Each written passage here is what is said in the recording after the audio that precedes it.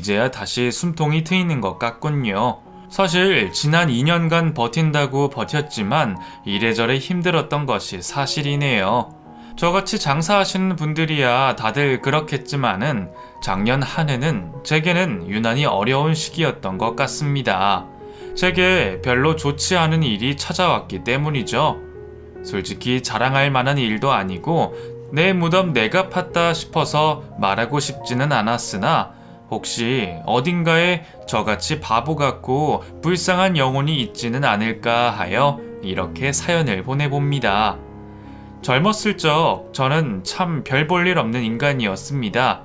어려운 집안 환경 탓에 고등학교도 겨우 나왔고 어려서부터 우유 배달과 신문 배달을 하면서 생활비를 벌어다 썼었죠. 돈이라면 먹고 죽을 애도 없을 집구석이었기에 저뿐 아니라 우리 집 형제들은 다들 힘든 삶을 살아야 했습니다. 그러다가 20살 되고 얼마 안 있어 부모님이 일찍 돌아가시고 그 뒤로 형제들은 모두 자기 먹고 살 길 찾아 뿔뿔이 흩어지게 되었습니다. 애초부터 살가운 형제 사이도 아니었지만 부모님마저 돌아가신 뒤에는 정말 연락 한번 하고 살 일이 없었네요. 아마 저뿐만 아니라 다들 먹고 살기 바빠서 무소식이 희소식이라 하고 살았을 겁니다. 그렇게 어쩌다 보니 세상 천지 의지할 곳 하나 없이 살게 되었네요. 그놈의 돈이라는 게 뭔지 참 지긋지긋하면서도 없으면 없어서 서글픈 현실이지 않습니까? 그래서 저도 어려서부터 목표는 오로지 하나였습니다. 무슨 일을 하더라도 제발 남들만큼 벌어먹고 살자였죠. 배고프고 서러운 적이 한두 번이 아니었기에 죽기 전에 하루만이라도 제발 돈 걱정 없이 떵떵거리며 살아보고 싶었죠. 하지만 날 때부터 가진 게 없었으니 남들만큼 기회를 얻기도 쉽지 않았고 저는 그렇게 밑바닥부터 천천히 시작했습니다. 가진 게 아무것도 없지만 그땐 젊은 게 제 유일한 재산이었네요. 머리 쓰는 건 할 줄 모르니 사무직은 당연히 꿈도 못 꾸고 그나마 건강한 몸뚱이 하나 믿고 열심히 살았습니다. 새벽 시장에서 물건 옮기는 일도 해보고 택배 상하차도 하고 노가다도 해보고 몸 쓰는 일은 아마 거진 다 하고 살았을 겁니다. 일하고 들어오면 피곤해서 쓰러져 잠밖에 자질 못하니 그만큼 저축하기는 쉬웠죠. 통장에 차곡차곡 돈이 쌓이는 걸 보면서 저는 제가 바른 인생을 살아가고 있다고 믿었습니다. 결혼이고 연애고 꿈도 꿔보지 못하면서 그저 돈만 모으면 행복한 줄 알았죠. 그런데 가족도 없고 친구도 없고 연인도 없이 그냥 혼자 세상에 버려진 듯 살아가다 보니 어느 날 이게 무슨 인생인가 싶은 생각이 드는 겁니다. 한 번은 일하다가 다쳐서 병원에 실려갔는데 병문안 와줄 친구 하나가 없는 겁니다. 저더러 보호자 없냐 묻는 간호사한테 뭐라 말할지도 모르겠고 혹시 내가 잘못해서 죽기라도 했으면 정말 어떻게 되는 건지 그제서야 아찔한 생각이 들더군요. 그때부터 저도 조금씩 인생을 배워가기로 했습니다. 당장 내일 죽더라도 아쉽지 않게 살기로 말이죠. 너무 돈만 보고 달리지 말고 죽기 전에 절절한 사랑도 한번 해보고 세상 좋은 것들도 좀 둘러보고 살자고 말이에요. 그것도 돈 없이는 하기 힘들지만 그래도 꼭 돈이 있어야 하는 건 아니더군요. 사계절 아름다운 경관은 무료이고 따뜻한 햇살과 붉은 노을은 누구나 볼 수 있는 거니 말입니다. 그렇게 조금씩 주변을 살피고 살다 보니 그제서야 이것저것 눈에 들어오는 것이 생겼습니다. 그리고 한 여자를 알게 되었죠. 진작부터 제게 친절하게 굴었던 인력회사 격리 아가씨는 미인형은 아니지만 맑은 얼굴이 참 보기 좋은 사람이었습니다. 나한테 유난히 친절한 것이 고맙기는 했지만 연애 한번 못해본 제가 그게 호감 표현인지 뭔지 알 길이 없었죠. 뒤늦게서야 그녀의 마음을 알아차린 저는 용기 내어 데이트 신청을 했습니다. 다행히 경희 씨도 제 마음을 받아주었고 우리는 그렇게 인연이 시작되었습니다. 우리 둘 다 소박한 형편이었지만 남부럽지 않았어요. 자판기 커피 한 잔씩 마시면서도 비싼 카페에 부럽지가 않았거든요. 그때는 뭐가 그리 행복하고 즐겁기만 했는지 아마 평생 두 번 다시는 느낄 수 없을 행복이었을 겁니다. 그렇게 연애를 하던 저희는 어느새 결혼을 약속했습니다. 제가 경희에게 많은 것을 해줄 수는 없겠지만 같이 있어서 행복하다면 그걸로 될 거라 생각했죠. 어차피 둘 다 비슷한 사정에 반대하는 사람도 없었고 우리만 좋으면 같이 살아보자 말했습니다. 지금 생각하면 정말 멋대가리 없는 청혼이었는데 그걸 좋다고 덥석 받아준 경희에게 참 고맙네요. 그렇게 저희는 둘이 모은 돈을 탈탈 털어 방 2개짜리 신혼집을 얻었고 결혼 생활을 시작했습니다. 혼수라고 할 만한 건 별로 없었어요. 서로 쓰던 물건들 들고 왔었고 그나마 신혼이라고 같이 밥그릇과 국그릇을 고르러 다닌 게 전부였네요. 나란히 놓인 공기 2개를 보고 결혼했다며 서로 끌어안고 좋아하던 우리였습니다. 결혼식 없이 혼인신고밖에 못하고 살았지만 언젠가 돈 많이 벌어서 결혼식도 올리고 신혼여행도 가자 말했죠. 결혼하고 난 뒤 작게 장사를 시작하게 된 저는 매일 바쁘게 일을 해야 했습니다. 혼자 음식 만들어서 배달도 하고 계산도 하고 몸이 10개라도 모자랄 지경이었죠. 그래도 내 가게에서 내 장사를 한다는 게 참 행복했습니다. 아직은 큰돈 만질 수는 없지만 그래도 언젠가는 마누라 호강시켜줄 수 있지 않을까 희망을 품었죠. 물론 경희는 돈이 중요한 게 아니라 말했지만 저는 제가 사랑하는 사람에게 뭐라도 하나 더 해주고 싶은 심정이었습니다. 그렇게 저희는 서로 기대고 보듬으며 열심히 살아갔습니다.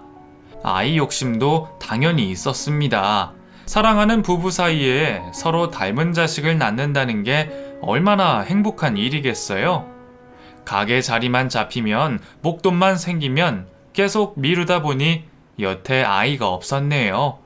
그래도 아직 한참 젊으니까 아이는 언제라도 만들면 될 거라 생각했고 당장은 돈 벌어서 여유를 만드는 게 더 중요한 일이다 싶었습니다. 어느덧 결혼 5년 차가 되었던 저는 이제 겨우 숨통이 트이겠다 생각했고 우리도 30 나이가 넘었으니 더는 미루지 말고 아이를 갖자 생각했죠. 아이를 참 좋아하던 아내는 제게 아들을 가지고 싶은지 딸을 가지고 싶은지 몇 번이나 물어보곤 했습니다. 그때마다 저는 아들이던 딸이던 좋다고 했고 아내는 둘 다 가지고 싶다 말했죠. 임신을 준비하며 병원에서 처방받은 엽산을 열심히 챙겨 먹던 아내였습니다. 언제 아이가 찾아올지 매일 태몽을 기다리던 사람이었죠. 하지만 하늘이 참 무심하셨습니다. 이제 겨우 집사람 마음 편하게 해줄 수 있겠다 싶었던 그때 아내에게 사고가 찾아오고 말았습니다. 아내가 차에 치여 병원에 있다는 소식에 가게 문도 잠그지 않고 뛰어간 저는 이미 의식이 끊어진 아내의 차가운 손을 붙잡을 수밖에 없었습니다. 전혀 예상하지 못한 갑작스러운 사고에 저는 아내와 마지막 인사를 나눌 수도 없었죠. 남들 쉬는 주말, 가게 문 연다고 나가야 했던 저를 보며 아쉬워하던 것이 아내의 마지막 얼굴이었습니다. 오랜만에 가게 열지 말고 데이트하자는 말을 그냥 들어줄 걸. 저는 그날따라 아내가 괜히 투덜댄다 생각하고 집을 나왔죠. 그러다 제가 없는 사이 답답했는지 집을 벗어나 거리를 걷던 아내가 웬 낯선 차량에 치여 죽었습니다. 뺑소니를 치고 간 그 차량은 겨우 잡았으나 그놈을 잡아 죽여봤자 이미 떠난 제 아내를 살릴 수는 없는 일이었습니다. 모든 게 다 제 탓 같았어요. 무슨 정신인 줄도 모르고 아내의 장례를 무사히 마친 뒤 저는 열심히 하던 가게도 접고 집에 틀어박혀 살았습니다. 그러다 49째 날 아내를 보러 겨우 몸을 일으켜 보니 거울 속 제 모습은 정말 형편없었습니다. 당장이라도 집사람이 거짓골이라며 혼낼 것 같았죠. 그래도 마누라 보러 간다고 오랜만에 면도도 하고 샤워도 했습니다. 그렇게 아내 앞에 마지막 인사를 하고 제 남은 인생은 벌받듯이 버티고 살아가겠노라 약속했습니다. 사실 아내 없이 어떻게 살아야 하나 싶어 할 수만 있다면 죽고 싶은 심정이었지만 착한 경희가 그걸 바라지 않을 것을 잘 알고 있었거든요. 아내에게 미안해서라도 저는 살아야 했습니다. 그렇게 너무 이른 나이에 아내를 떠나보낸 뒤 저는 속이 없는 사람처럼 살았습니다. 재미도 기쁨도 느끼지 못하고 그냥 정신없이 바쁘게만 살고 싶었어요. 그나마 바쁘게라도 살아야 다른 생각하지 않고 피곤해서 일찍 잠에 들 수 있으니 말이죠. 덕분인지 하던 일이 잘 되어 예전에는 그렇게 있었으면 좋겠다 했던 돈도 꽤 많이 모았고 땅도 집도 조금씩 생겼네요. 어차피 죽으면 그게 다 무슨 소용인가 싶기는 했지만 늙어서 형편없는 모습으로 죽고 싶지는 않기에 보험 삼아 조금씩 마련해 두었습니다. 그렇게 10여 년이 흘렀고 저는 40 중반의 아저씨가 되어 있었네요. 아내를 떠나보낸 지도 벌써 한참이지만 제 평생 여자는 경이 하나뿐이었습니다. 남자 혼자 사는 게 추한지 주변에서는 여자 좀 만나보라며 얘기들이 참 많았습니다. 소개시켜준다는 사람도 있었고 내가 혼자인 줄 알고 다가오는 여자들도 꽤 있었죠. 아내가 죽었을 때가 제 나이가 겨우 31, 2 정도였으니 혼자 늙어 죽기에는 젊은 나이기는 했죠. 하지만 아내에게 미안한 생각에 누구를 만나볼 생각을 못했습니다. 호강 한번 못 시키고 마누라 떠나보낸 놈이 무슨 낯짝으로 새 인생을 살까 싶어서 말이에요. 가끔 무척 외롭고 적적할 때가 있었지만 40 넘어 누구를 만나기도 쉽지 않고 그냥 다 포기하고 살려고 했어요. 그런 제가 40 다 넘어 새로운 사랑을 찾게 될 줄 누가 알았겠나요? 다들 만나봐라 할 때는 눈에 들어오지도 않더니 우연히 만난 미숙 씨에게 저는 마음이 흔들렸습니다. 우리 가게 근처에서 옷장사를 시작하게 된 미숙 씨는 제게 밝은 모습으로 인사를 건넸습니다. 안녕하세요. 저 여기 옷가게 차리게 된 사람인데요. 앞으로 잘 좀 부탁드립니다. 사실 처음에는 내 또래인 줄도 몰랐어요. 저는 벌써 배불뚝 나온 40대 아저씨인데 미숙 씨는 옷가게 사장답게 날씬하고 스타일도 좋았거든요. 그래서 아마 30 중후반 정도 되지 않을까 생각했습니다. 그런데 알고 보니 40 된 내 또래라는 것을 알고 좀 반갑기까지 하더군요. 그래봤자 제가 뭘 하겠냐마는 그래도 오랜만에 이성과 인사를 나눠 괜히 설레었죠. 미숙 씨는 참 착하고 성격도 좋았습니다. 처음 하는 장사라 어려운지 월세도 겨우 낸다 그러면서 매달 여기저기 기부도 하더군요. 자기에게 쓰는 것을 아끼면서도 남들에게 베풀 줄 아는 미숙 씨를 보니 저는 일찍 떠나보낸 집사람 생각이 났습니다. 그 사람도 참 착한 사람이었는데 그런 생각을 해서 그런지 저는 언제부터인가 미숙 씨에게서 경의를 떠올리게 되었습니다. 그 뒤로 미숙 씨는 제게 이런저런 일을 부탁하며 저희는 부쩍 친하게 지내게 되었습니다. 가게 문을 닫고 같이 술 한 잔씩 나누기도 하고 둘 다 혼자 사는 처지에 먹을 것을 나누거나 하기도 했습니다. 그러다 저를 오빠 오빠 하며 따르게 된 미숙 씨는 자기 사연도 먼저 말해주었죠. 오빠는 가게도 잘 되고 아쉬울 거 없는 것 같은데 왜 여태 혼자야? 나? 내가 말 안 했었나? 나 결혼했었어. 그 사람이 먼저 떠나서 그 뒤로 쭉 혼자인 거지. 노총각은 아니지. 어머, 몰랐어. 왜 말을 안 했어? 글쎄, 말을 했는지 안 했는지도 몰랐네.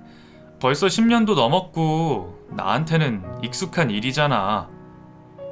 사실 나도 우리 남편 먼저 보냈어. 뭐? 정말이야? 얼마나 됐니? 나는 아직 얼마 안 됐어. 이제 겨우 3년? 남편 죽고는 정신없이 살다가 이제 겨우 숨쉬고 살아보려고 하는 중이야. 그래서 살던 동네에서 이사도 오고 안 해본 옷장사도 시작했지. 자식이라도 낳았으면 자식 보고 살기라도 할 텐데 하나 있던 남편이 죽고 나니까 정말 살아가기가 싫더라고. 나도 이런 얘기는 오빠한테 처음 하네. 솔직히 이런 얘기 누구한테 하겠어. 친구들도 가족들도 안 겪어본 사람들은 이해 못하는 일이잖아. 그렇지. 나도 그 맘 잘 알지.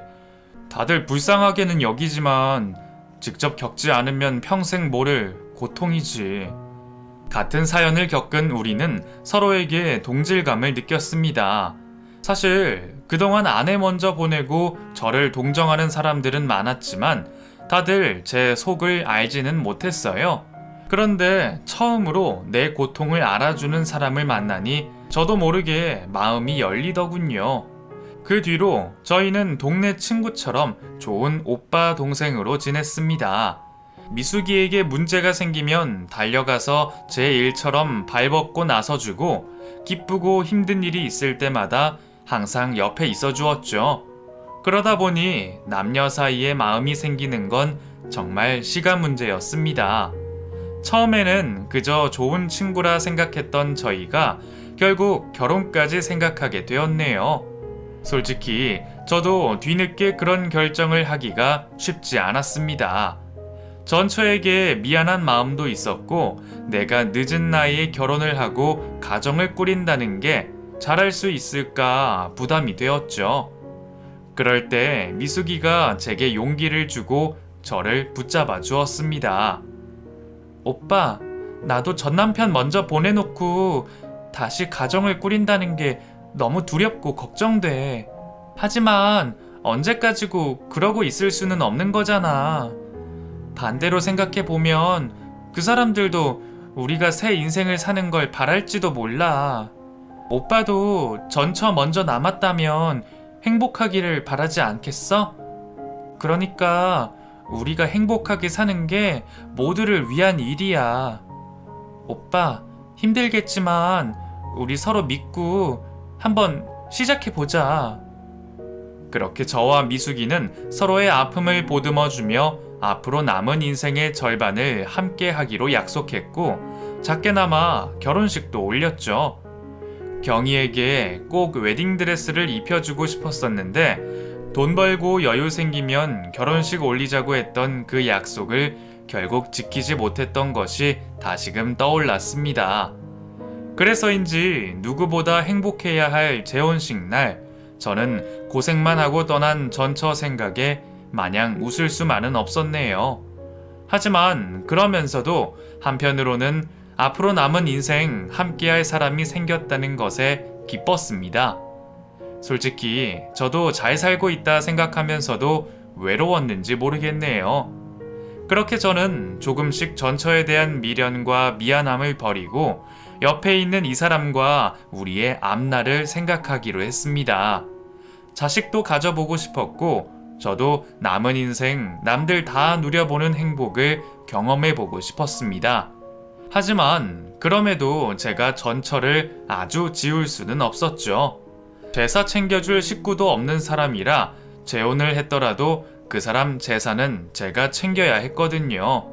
저 미숙이 너한테는 미안한 일이지만 우리가 결혼을 하더라도 전처 제사를 내가 좀 챙겨줘야 해. 그 사람이 부모님 일찍 떠나시고 외동에 나 말고는 챙길 사람 없는 외로운 사람이라 미숙이 너한테 도와달라는 건 아니고 그냥 1년에 한 번씩 내가 제사하는 걸 이해만 해달라는 거야. 물론 어려울 수 있는 부탁이지만 나도 마음 편히 행복하려면 먼저 떠난 사람 위해서 그 정도는 해줘야 하지 않을까? 그럼 당연히 이해하지. 설마 내가 그거 하나 이해 못할까봐? 물론 나는 전 남편 제사 챙겨야 하는 건 아니지만 오빠가 그런다는 걸 어떻게 이해 못하겠어. 그러지 말고 올해부터는 내가 도와줄 테니까 같이 해. 나도 경희 씨한테 고마워하는 입장이잖아. 아내는 그런 저를 그저 이해만 해주는 것이 아니라 자신이 먼저 거들어 성심성의껏 전처의 제사상을 챙겨주었습니다. 저와 제 전처를 위해 그렇게까지 해주는 아내를 본 저는 그 사람을 더 깊이 생각하지 않을 수가 없었죠. 제가 달리 해줄 건 없고 그동안 혼자 쓰며 모아둔 재산도 제 여유도 다 그 사람을 위해 쓰고 싶었습니다. 안 그래도 재주도 없는 장사하겠다고 고생하던 사람이라 결혼한 뒤에는 당장 일부터 관두라고 했죠. 미숙이 너도 그 일 하고 싶어서 했던 거 아니잖아. 돈 때문이면 이제 고생하지 않아도 괜찮아. 돈이야 내가 아쉽지 않게 버는데 뭐하러 당신까지 고생하겠어. 그리고 어차피 우리 아이 가질 생각이면 몸부터 편해져야지. 아이를 위해서라도 일부터 그만두고 지금부터 병원 다니면서 우리 열심히 노력해보자. 나도 오빠 마음은 알지만 나는 오빠 덕만 보고 싶지 않아. 오빠는 혼자 밖에서 고생하고 나는 집에서 편히 있으라고? 집안일 하고 살림 사는 것도 힘든 일이야. 어차피 미숙이 너도 남편 죽기 전에는 살림만 했다며. 그럼 지금도 장사하는 것보다 살림 사는 게 더 낫지 않겠어? 괜히 나 때문이면 그런 부담 가질 필요 없어. 나는 오히려 미숙이 네가 집안 돌봐주는 게 바깥일 하기도 좋고 더 편해. 나 때문에 미안해서 그러는 거라면 날 위해서라도 그렇게 해줘. 오빠가 전 그렇게 말하면 내가 열심히 살림 살아볼게. 나 그래도 손맛은 꽤 좋거든. 그리고 오빠 말대로 노력해서 얼른 아이도 갖자. 나도 오빠 닮은 아이 꼭 갖고 싶어. 우리 앞으로 정말 행복해지자. 제가 알던 미숙이는 제가 걱정을 시킬 만한 그런 사람이 아니었습니다. 살림하면서도 돈 한 푼 아껴 썼고 음식도 늘 자기보다 제 입맛에 맞춰주곤 했죠.